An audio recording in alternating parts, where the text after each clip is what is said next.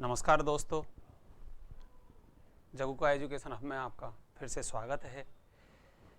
जैसे कि मैंने आपको पिछली वीडियो में घातांक के पहले नियम के बारे में चर्चा की थी। पहले नियम को जानने के बाद में हमें दूसरे, तीसरे, चौथे नियम के बारे में जानना है और इस टॉपिक को हम आगे बढ़ाते हैं। तो देखो, सबसे पहले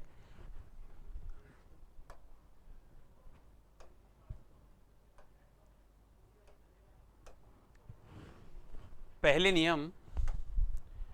नियम के बारे में जो चर्चा की गई थी वो क्या था, पहले उसके बारे में थोड़ा चर्चा करेंगे। जो फर्स्ट नियम था हमारा x power a multiply x power b multiply x power c। नियम था हमारा कि यदि आधार समान है, चाहे घाते अलग अलग हैं, लेकिन गुणज के रूप में है। आधार देखो सबका समान है, सबके आधार में x है, सभी गुणज के रूप में दिए गए हैं, तो ऐसी स्थिति में इनकी घातों को जोड़ दिया जाएगा और हमारे पास परिणाम बनेगा x power a plus b plus c। इसके कल आपको एग्जाम्पल भी बताए गए थे। अब इसी के साथ मैं आपको दूसरा नियम शेयर करने जा रहा हूं। तो दूसरा नियम क्या कहता है हमारा? दूसरा नियम कहता है कि यदि एक समान आधार x power a divide by x power b, आधार एक समान हो और भाज्य और भाजक के रूप में दिए गए हों, तो ऐसी स्थिति में क्या करना होगा? भाज्य की घात में से भाजक की घात को घटा दिया जाता है। यानी कहने का मतलब x power a minus b। इसे हम इस तरह से भी लिख सकते हैं, ऐसे नहीं दिया जाए x power a divide by x power b। तो हम अच्छी तरह जानते हैं कि भाज्य क्या है, भाजक क्या है। तो इस नियम की व्याख्या में भाज्य की घात में से भाजक की घात को घटा दिया जाएगा, x power a minus b। यदि हम घात नीचे बड़ी है तो हमें भाजक की घात में से भी भाज्य की घात को घटाया जा सकता है। उसके लिए इसे हमें लिखना होगा 1 upon x power b minus a। तो ये दूसरा नियम है। इस नियम की व्याख्या में जैसे मैं आपको एक दो एग्जाम्पल देता हूं कैसे आपको ये आगे बढ़ाना है। जैसे एन एग्जाम्पल, हमारा एग्जाम्पल है 2 power 50 divide by 2 power 35 equal then, ये क्वेश्चन पूछा गया। तो देखो, आधार समान, भाज्य और भाजक के रूप में है, बीच में भाग का चिन्ह दिया हुआ है, तो हमें भाज्य की घात में से भाजक की घात को घटाना होगा। तो हम इसे सॉल्व करेंगे। 2 पावर 50 माइनस 35, अंतिम परिणाम हमारे पास 2 पावर 15, ये हमारा आंसर होगा। अब देखो दोस्तों, इस नियम की व्याख्या में तो ये है, लेकिन यदि पहले और दूसरे दोनों नियमों को मिला दिया जाए और प्लस माइनस के नियम को भी इसमें साथ में लिया जाए तो रीट सेकंड लेवल के अंतर्गत 2 बार इस टाइप का क्वेश्चन आ चुका है। स्कूल लेक्चरर में भी ये क्वेश्चन आ चुका है, आरएएस में भी आ चुका है, लेकिन नियम यहां से उठाया और दूसरे टॉपिक में जाकर के इनको जोड़ दिया, भाजकता के नियमों में जाके जोड़ दिया। तो मैं आपको बताना चाहूंगा, देखो किस तरह से। जैसे क्वेश्चन आया था, पिछले रीट का एक क्वेश्चन है,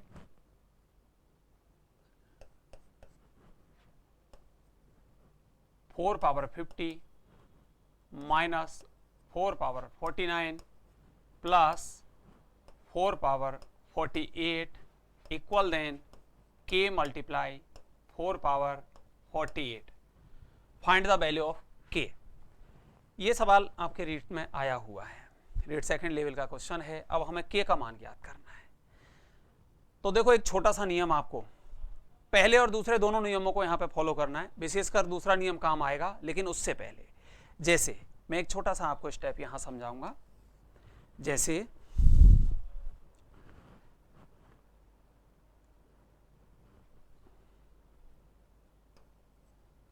3 पावर 10 प्लस 3 पावर 20, ये दिए गए नियम के आधार पर।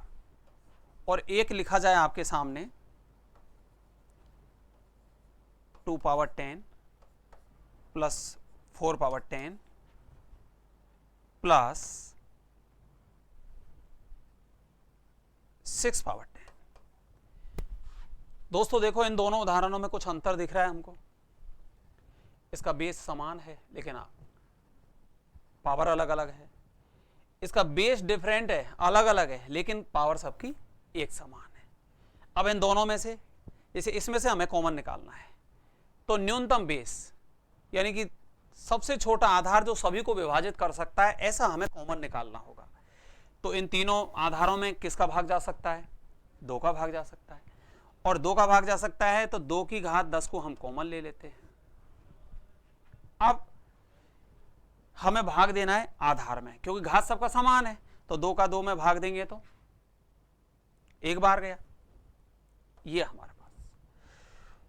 उसके बाद यदि 4 में हम 2 का भाग देंगे तो 2 की घात कितना बचा? 6 में 2 का भाग देंगे तो हम 3 की घात कितना बचा? अब जरा देखो मैंने सही किया है या गलत किया है, थोड़ा सा गौर करो। हमने पावर को तो कॉमन निकाल लिया, जब पावर को कॉमन निकाल लिया तो यहां पे ये पावर कैसे बन गई हमारे पास? तो ये पैटर्न कॉमन लेने का गलत हो गया। इसे हमें सही करना है। कैसे करना है सुनो। जैसे इसी एग्जांपल को मैं दोबारा लेता हूं, 2 पावर 10 प्लस 4 पावर 10।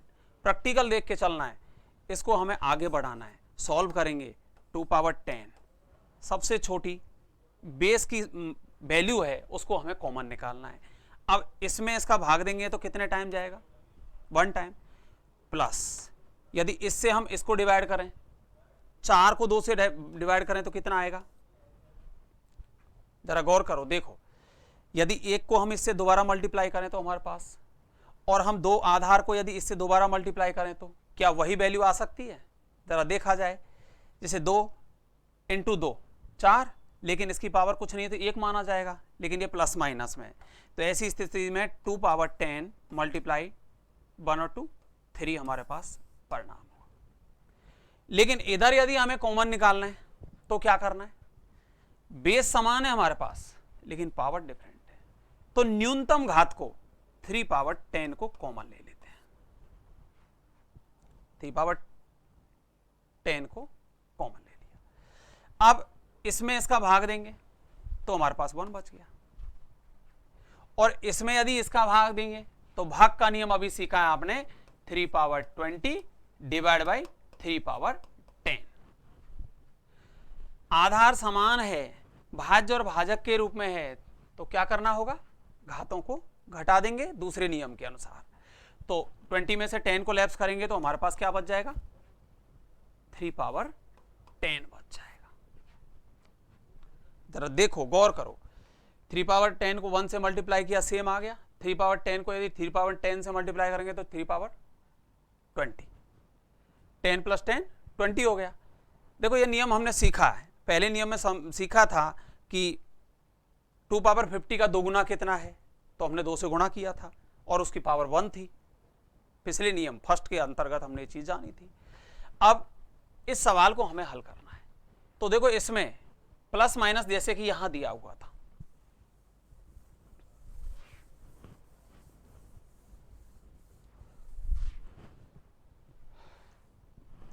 यहां पर हम क्या कॉमन निकालें इस साइड से?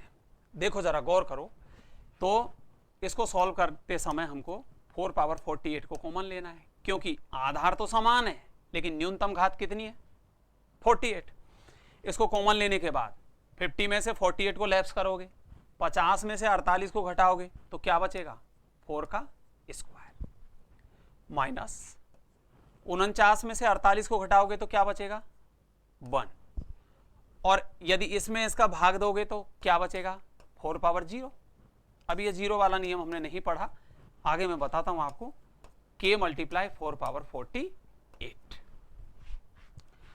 अब किसी की घात 0 होती है तो उसका मान 1 के बराबर है। ये किसने दिया, कब दिया, ये सारी चीज मैं आपको बताऊंगा। आगे इसको सॉल्व करते हैं।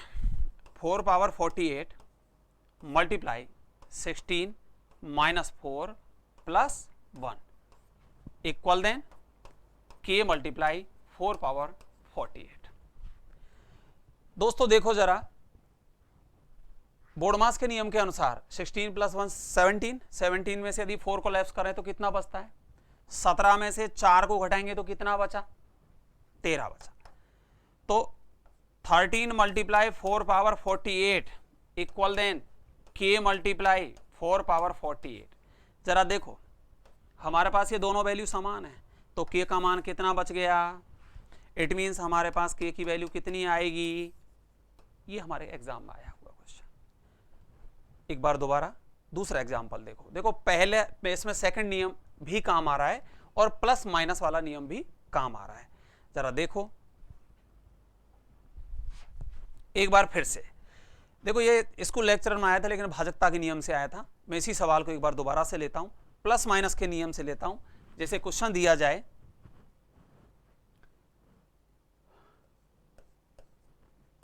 7 power 71 plus 7 power 70 plus 7 power 69। Question आया था का मान निम्न में से किससे विभाजित होगा, लेकिन मैं इसे घातांक करने के नियम के अनुसार लेके चलता हूं। k multiply 7 power 69। Find the value of k, यानी k का मान ज्ञात कीजिए। हमें k का मान ज्ञात करना है। अभी मैंने आपको एक एग्जांपल दिया, जरा उसी नियम को हम दोबारा से फॉलो करते हैं। यहां देखो आधार सबका समान है, घातें अलग अलग हैं, तो न्यूनतम घात को कॉमन निकालो। न्यूनतम घात को कॉमन निकालोगे तो 7 पावर 69, 71 में से 69 को लैप्स किया तो 7 का स्क्वायर प्लस 70 में से 7 पावर 1 और plus 7 power 0 equal then k multiply 7 power 69। अब इसको हम आराम से हल कर सकते हैं। 7 पावर 0 जिसकी वैल्यू 1 रहेगी, 7 पावर 1 की वैल्यू 7 रहेगी, इसका मान 49 होगा। तो 7 power 69 multiply 49 plus 7 plus 1 equal to k multiply 7 power 69। अब देखो 57 हो रहा है, तो 7 power 69 multiply 57 equal then k multiply 7 power 69। जरा देखो ये वैल्यू इक्वल है और k की वैल्यू हमारे पास ये बची हुई है, तो हमें ऑप्शन के रूप में k इक्वल देन 57 को सेलेक्ट करना होगा। आपको समझ में आया होगा। आप इसके और भी एग्जाम्पल ले सकते हो, प्लस माइनस में भी ले सकते हो, लेकिन अभी पहला और दूसरा नियम, दो नियम हमारे क्लियर हुए हैं। जरा ध्यान दें, समझें। ये सवाल 2-3 बार रिपीट हो चुका है, रीट में 2 बार आ चुका है और अन्य एग्जाम में भी कई बार रिपीट हुआ है, लेकिन इस घातांक करने के नियम के बजाय इन नियमों को लेकर के भाजकता के अंतर्गत जोड़ दिया गया। आपसे निवेदन है कि इस सवाल को, अब जैसे इसी को भाजकता से जोड़ दिया जाए, इक्वल देन 7 नहीं दिया जाए, ये मान नहीं दिया जाए और यही पूछा जाए कि यहां से यहां तक का ये मान किससे विभाजित होगा, केवल इसी को पूछ लिया जाए। तो देखो आपके ऑप्शन में कई ऑप्शन दिए होंगे, जैसे आपको ऑप्शन इसी सवाल का ऑप्शन आए थे 13, 17, 19 एंड 23। तो देखो हमारे पास जो 7 पावर 69 था ये तो ऑप्शन में था ही नहीं, लेकिन जो ये वैल्यू हमारे पास बनी, इस वैल्यू को हम निम्न में से किससे डिवाइड कर सकते हैं? क्या 13 से डिवाइड कर सकते हैं? नहीं। क्या 17 से कर सकते हैं? नहीं। लेकिन क्या 19 से 57 को डिवाइड कर सकते हैं? बिल्कुल। तो इसका ऑप्शन हमारे पास 19 था। तो देखो घातांक करने को उठा करके भाजकता में ले जाया गया। तो इसलिए बंधुओं आपको ध्यान रखना है कि ऐसे इन नियमों को यहाँ सीख करके दूसरी जगह तीसरी जगह, क्योंकि अभी हमें बीजगणित भी पढ़नी है, अलजेब्रा के कई स्टेप पढ़ने, स्क्वायर रूट क्यूब रूट भी पढ़ना है, square root and cube root. तो ये सारे नियम उस जगह भी काम आएंगे। अब मैं नियम नंबर 3 और 4 की चर्चा एक साथ करूंगा, उन दोनों को आप एक साथ देखोगे।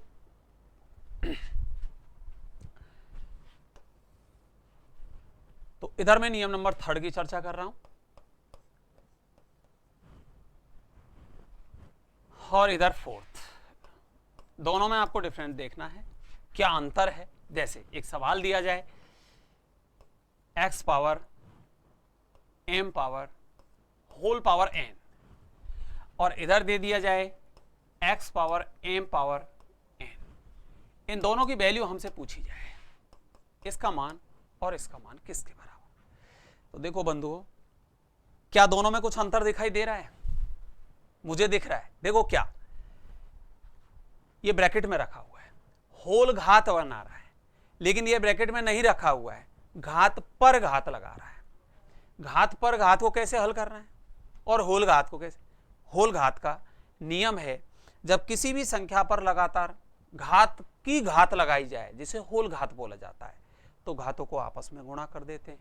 जैसे इसका समाधान हमारे पास होगा x power m multiply n equal then x power m n। इस नियम की व्याख्या इस तरह से की जाएगी। लेकिन यदि घात पर घात लगाई जाए, ऑन पावर यानी घात पर घात लगाई जाए, तो हम इसे कैसे हल करेंगे? इसको हमें हल करना होगा x power m multiply m multiply m multiply कहां तक? n time. हमें n टाइम n तक जाना पड़ेगा। जितनी यहां पे वैल्यू दी हुई है, उतनी बार हमको m को मल्टीप्लाई करना पड़ेगा। अब देखो छोटे छोटे एग्जांपल लेते हैं, तब दोनों अच्छी तरह से समझ में आएंगे कि ये क्या करना है, क्या नहीं किया है अपन। जैसे एन एग्जांपल, एक छोटा सा उदाहरण है, जैसे 2 पावर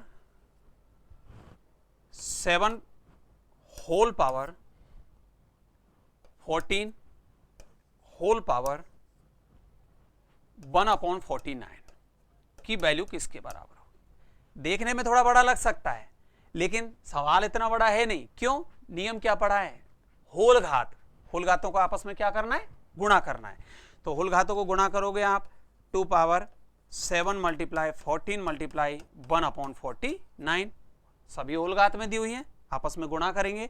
जो भी हमारे पास कैंसिल हो रहा है, जैसे 7 से ये 7 टाइम और 7 से 2 टाइम, 2 से 1 को मल्टीप्लाई करना है, तो हमारे पास फाइनल रिजल्ट 2 का स्क्वायर, इट मीन्स इसकी वैल्यू 4। ये तो हुआ होल घात वाला नियम। लेकिन इसी बात को यदि घात पर घात के नियम से ले जाएं, जैसे एन एग्जांपल 2 पावर 3, इसकी वैल्यू पूछी जाए, तो देखो इस नियम को फॉलो करना है। हमें 2 को कितने टाइम मल्टीप्लाई करना है? जो पावर वाला 2 है उसको कितने टाइम मल्टीप्लाई करना है? तो 2 पावर 2 मल्टीप्लाई 2 मल्टीप्लाई 2, क्योंकि पावर क्यू है तो 3 टाइम मल्टीप्लाई करना है। 4 2 8, इट मीन्स 2 पावर 8।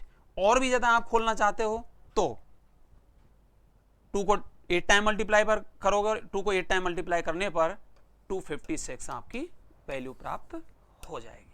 देखो दोनों सवालों में कितना अंतर है, दोनों नियमों में कितना अंतर है। देखो कई बार कई सारे एग्जाम्स में इसको तो फिर भी कम पूछता है, एल्जेब्रिक एक्सपेंशन में ज्यादा पूछा जाता है, बट इसे तो डायरेक्ट यों की तो पूछता है।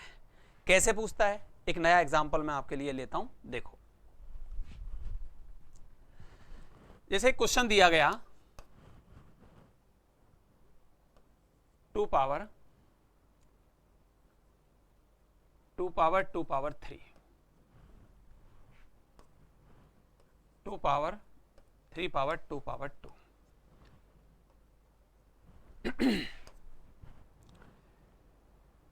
2 पावर 2 पावर 3 पावर 2 और 2 पावर 2 पावर 2 पावर 2, इन चारों में सबसे बड़ी संख्या बताओ। स्मॉलर देन ग्रेटर देन के रूप में 4 ऑप्शन सेट कर दिए गए। आपको कैसे निकालना है? चारों को डिटेल हल करना है हमको, नियम तो वही लगाना पड़ेगा जो चौथा नियम अभी सिखाया। ये सवाल इस तरह से भी कई बार रिपीट हुआ है। करनी के मान भी देता है इसमें, पावर में, हम उनको भी सीखेंगे आगे चल के। तो देखो पहले नियम की व्याख्या में हम इनमें सबसे बड़ी संख्या निकालना चाहते हैं। सबसे बड़ी संख्या कौन सी है? जैसे हम इसे सॉल्व करें तो देखो इसे सॉल्व करने पर हमारे पास, चलो सबको अलग अलग कर लेते हैं और सॉल्व करने के बाद पता लगाते हैं। जैसे इसको सॉल्व करने पर हमें ज्ञात होता है कि 2 की पावर 2, ये तो दोनों ये हुए। अब हमें केवल इसे सॉल्व करना है, तो 2 को 3 टाइम मल्टीप्लाई करना है, 2 multiply 2 multiply 2, it means 2 power 2 की पावर 8 और आगे हल करना है। 2 पावर 8 को अभी हमने सॉल्व किया तो 2 पावर 8 की वैल्यू 256 हमारे पास। ये तो फाइनल पहले का रिजल्ट हुआ। सेकंड देखो, सेकंड को देखना है, पहले इसे हल करना है। तो 2 पावर 3, 2 को कितने टाइम मल्टीप्लाई करना है, पावर को 2 टाइम, 2 2 जा 4, इट मीन्स 2 पावर 3 पावर 4। अब हमें इसे हल करना है, इसे हल करेंगे तो 2 पावर 3 मल्टीप्लाई 3 मल्टीप्लाई 3 मल्टीप्लाई 3, 3 को कितने टाइम मल्टीप्लाई करना है, 4 टाइम मल्टीप्लाई करना है, 4 दिया हुआ है पावर में, तो 3 को 4 टाइम मल्टीप्लाई करने पर 2 पावर कितना होता है, 81। देखो इसकी अपेक्षाकृत यह संख्या कितनी छोटी है, नंबर देखने में वही लग रहे हैं, डिजिट या वैल्यू वही है, लेकिन पावर में आगे पीछे किया गया। अब इसको आगे देखते हैं हम। तो देखो पहले इसे हल करो, 3 का square it means 2 power 2, 3 multiply 3। उसके बाद ये हो गया हमारे पास 2 पावर 9। अब 2 को कितने टाइम मल्टीप्लाई करना है, 9 को, तो हमें इसे सॉल्व करना है।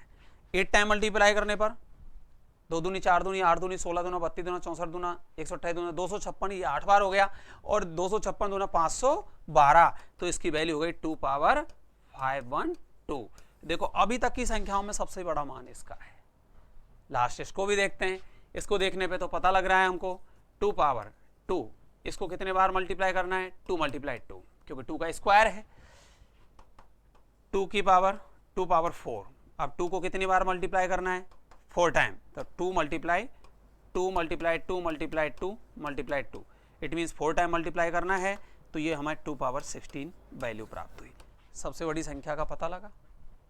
इस तरह से ये नियम की व्याख्या, चौथा नियम। अब मैं एक 5वां नियम छोटा सा और बताऊंगा, उसके बाद एक करनी का और सबसे इंपॉर्टेंट क्वेश्चन मैं आपको दूंगा। आने वाले रीट एग्जाम के लिए मुझे पिछले जितने भी 2 साल के अंतर्गत जो एग्जाम कंडक्ट हुए हैं, चाहे वो स्टेट गवर्नमेंट का है चाहे सेंट्रल गवर्नमेंट का, लगभग हर एग्जाम में वह सवाल मिला।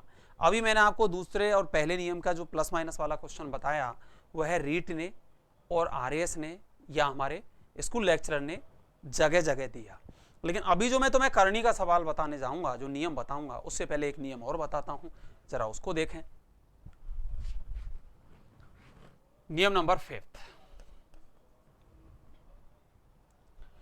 नियम नंबर 5 क्या कहता है कि किसी की भी घात, किसी भी संख्या की यदि घात नेगेटिव अवस्था में हो, ऋणात्मक स्थिति में दी गई हो, तो उसे धनात्मक लाने के लिए संपूर्ण मान को व्युत्क्रम बना दिया जाता है, इन्वर्स कर देते हैं उसे। मतलब जैसे हमें दिया गया x पावर -1, अब इसे धनात्मक रूप में लाने के लिए 1/x पावर a करना पड़ेगा, यानी सब संपूर्ण मान को इन्वर्स करना पड़ेगा। किसी की भी घात हो, छोटी हो बड़ी हो, जैसे पहले से माना इस तरह से दिया हो 1/x पावर -a, तो क्या करना है, इसको इन्वर्स कर दो, और इसको इन्वर्स करोगे तो x पावर a हो जाएगा, क्योंकि बेस में दी हुई जो वैल्यू है वो नेगेटिव पावर में है, और नेगेटिव पावर को यदि पॉजिटिव बनाना है तो हमको व्युत्क्रम बनाना होगा, उसको इन्वर्स करना होगा। एक छोटा सा पॉइंट, और एक पॉइंट हम ये भी जानते हैं कि किसी भी चर या अचर पद की घात 0 हो तो उसका मान 1 के बराबर हो जाता है। देखो बंधुओं, वैसे तो ये हिस्ट्री का क्वेश्चन है, गणित के इतिहास का क्वेश्चन है। ये जो घातांक करनी हम पढ़ रहे हैं, ये बहुत प्राचीन, गणित का इतिहास इस बात को बताता है, प्राचीन समय से हम इसको पढ़ते आ रहे हैं, कोई आज का नया टॉपिक नहीं है। लेकिन जब विदेशी छात्र हमारे यहाँ पढ़ने आया करते थे तो उनको इन सारे नियमों को समझने में थोड़ी समस्या होती, तो क्योंकि ये हम अपनी सुविधा के अनुसार कभी x पावर में, कभी a, कभी कुछ और कभी इस तरह से ले लेते, तो ये भाषागत भिन्नताओं के कारण स्कॉटलैंड के एक जॉन नेपियर नाम का गणितज्ञ हुआ, जिसका जन्म 1550 ईस्वी में हुआ, 1617 तक उनका कार्यकाल रहा, जीवन रहा। तो उन्होंने लॉग की खोज की, इन नियमों से जुड़कर, इनसे सीख करके, तब उन्होंने ये नियम दिया था कि किसी भी चर या अचर की पद की घात 0 हो तो उसका मान 1 के बराबर, ये लॉग से निकाल करके हम सीख सकते हैं। तो देखो कैसे जैसे एन एग्जाम्पल x पावर 0 है तो उसको हम 1 के बराबर कर सकते हैं, लेकिन इसके बाद x और y की पावर 0 है तो देखो x की पावर में 0 नहीं है तो x मल्टीप्लाई 1, क्योंकि y की पावर 0 है इट मीन्स हमको x लिखना होगा। लेकिन यही बात यदि x y की होल पावर 0 है तो यहाँ पर x की पावर भी 0 आएगा और y की पावर भी 0 आएगा, it means 1 multiply 1 equal then 1। लेकिन ऐसा अर्थमेटिक वैल्यू में नहीं करना है। जैसे एन एग्जाम्पल 7 पावर 0 को तो हम 1 लिख सकते हैं, लेकिन कहीं 37 पावर 0 है तो ऐसा नहीं करना है कि 3 multiply 7 power 0 equal then 3 multiply 1 equal then 3, ये गलत है, ऐसे नहीं करना है, क्योंकि ये जो अर्थमेटिक वैल्यू दी गई है ये संपूर्ण वैल्यू इसी तरह से गिनी जाती है, इस तरह से। इट मीन्स हमें इसकी वैल्यू 1 के बराबर रखनी होगी। ये तो तुम्हारे छोटे छोटे घातांक के छोटे नियम हुए। अब मैं आपको करनी का एक नियम बताता हूं, जिस नियम के आधार पर घातांक और करनी दोनों को कंबाइन करना है, और उस नियम के साथ साथ मैं आपको सबसे इंपॉर्टेंट आज के पीरियड का क्वेश्चन देता हूं जो आपके एग्जाम में निश्चित रूप से आपको फेस करना पड़ सकता है। जरा ध्यान से सुने, सीखें।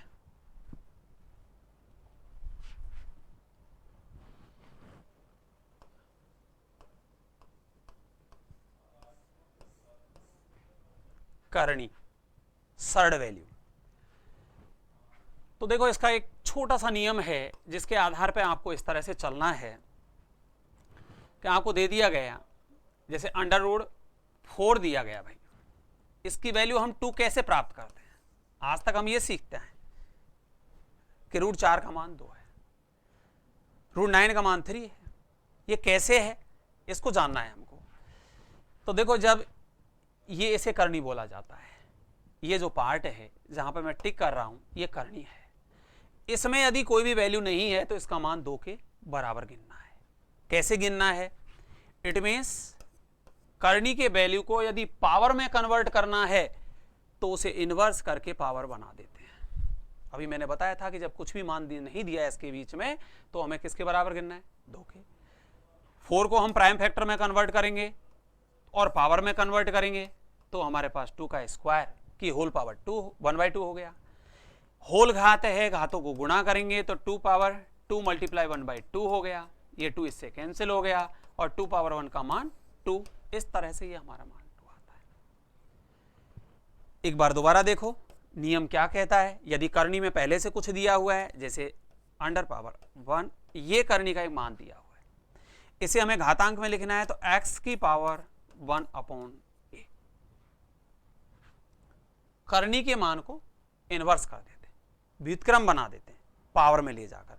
जैसे पहले से हमको ये दिया हुआ है √a/b x, इसे हमें घात में कन्वर्ट करना है तो इस घात को इनवर्स करो, जैसे x पावर b/a। अब मैंने अभी आपको बोला कि ऐसा कौन सा प्रश्न इंपॉर्टेंट बन रहा है जो हमें निश्चित फेस करना पड़ सकता है। तो देखो उस प्रश्न की तरफ मैं आपको आगे ले जाता हूं। 2 तरह के, बिल्कुल एक तो 0 लेवल का क्वेश्चन देता हूं और एक थोड़ा सा सेकंड लेवल, रियल में सेकंड लेवल का एक क्वेश्चन देता हूं। पहले इसी टॉपिक में से यदि कोई फर्स्ट लेवल के टाइप का क्वेश्चन दिया जाए तो वो कैसे पूछ सकता है, और सेकंड लेवल में पूछा जाए तो कैसे पूछ सकता है। देखो जरा, जैसे एक क्वेश्चन दिया हमें 2 पावर n इक्वल देन 16 है तो n का मान, ये पूछा गया। बहुत छोटा सीधा सरल क्वेश्चन, इसको थोड़ा बढ़ा भी सकते हैं लेकिन अभी फिलहाल इतना बहुत छोटा सीधा सरल क्वेश्चन हम लेते हैं। अब जरा देखो, गौर करो, करनी के बारे में मैंने बोला है। इस करनी को 2 तरह से हटा सकते हैं। पहले जैसे बताया मैंने नियम उस तरह से लेके चलें। करनी में कुछ भी नहीं दिया है तो इसमें इसकी वैल्यू 2 के बराबर मान करके हमें इसे सॉल्व करना है। इसके अंतर्गत n रखा हुआ है, n की वैल्यू ज्ञात करनी है। तो हम इसको लिख सकते हैं 2 पावर n होल पावर, कुछ भी नहीं है तो क्या करोगे? 1/2, 2 के बराबर गिनोगे और 16 को प्राइम फैक्टर के रूप में कन्वर्ट करोगे तो इसको कन्वर्ट करने के बाद 2 पावर कितना आएगा? 4, 2 दूनी 4 दूनी 8 दूनी 16। अब हम इन दोनों को कंपेयर कर रहे हैं, इसको और इसको। तो कैसे? 2 पावर होल पावर है, n मल्टीप्लाई 1/2 करना है, इक्वल देन 2 पावर 4 करना है। इसे हम लिख सकते हैं 2 power n/2 equal then 2 power 4।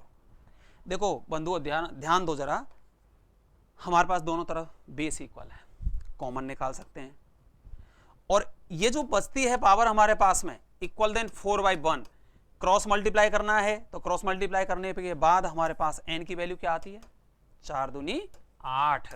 ये बिल्कुल जीरो लेवल का, बिल्कुल सीधा छोटा, बिल्कुल सरल सवाल हमें एग्जाम में मिल सकता है, लेवल फर्स्ट। इसी को मैं सेकंड लेवल में ले जाऊंगा, लेकिन दो तरह से। देखो एक बार फिर से समझो, यदि ये सवाल एक करनी के बजाय दो करनी से दे दिया जाए, तीन करनी से जोड़ दिया जाए, कोई विशेष वैल्यू रख दी जाए, कुछ भी रख सकता है, जैसे an example 3 power n equal then 27 है, तो n का मान, बिल्कुल n की वैल्यू पूछ सकता है, करनी में वैल्यू देके पूछ सकता है, कंपलसरी नहीं, जरूरी नहीं है, अनिवार्य नहीं है कि दो ही लेके चले, 3 रख सकता है, 5 रख सकता है, कुछ भी, कंपोजिट नंबर भी ले सकता है, कोई भाज्य संख्या जिसके फैक्टर करने पड़ सकते हैं, लेकिन उसी के अकॉर्डिंग इधर भी संख्या देगा, ये हमें विशेष ध्यान रखना है। नहीं देगा तो फिर उसके कपल बनाएगा, उसके समूह बनाएगा, कैसे बनाएगा आगे बताता हूं मैं आपको।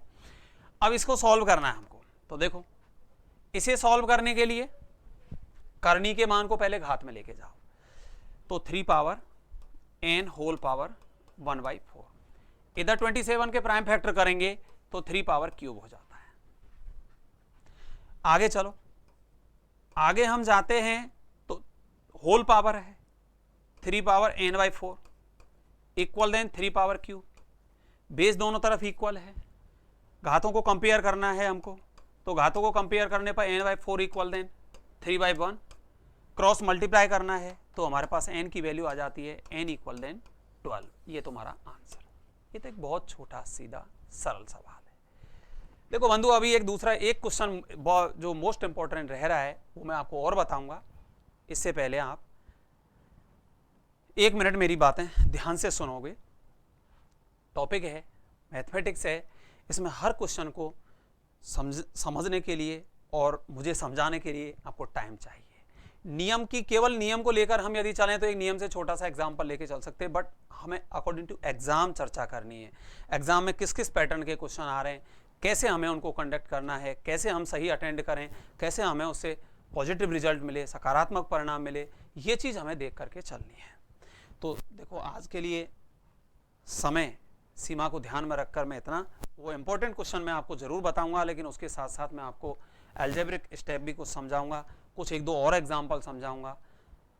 आपसे आज की क्लास में यहीं ड्रॉप करूंगा। उससे पहले एक विशेष सूचना, कुछ तकनीकी खराबी के कारण सैटरडे और संडे यानी कि कल और परसों आपकी क्लास ऑफ रहेगी। विशेष सूचना है, एक बार दोबारा सुने ध्यान से, सैटरडे और संडे यानी कल और परसों 2 दिन आपकी क्लास ऑफ रहेगी। आज के लिए मैं आपको इतना ही समझा पाया। धन्यवाद।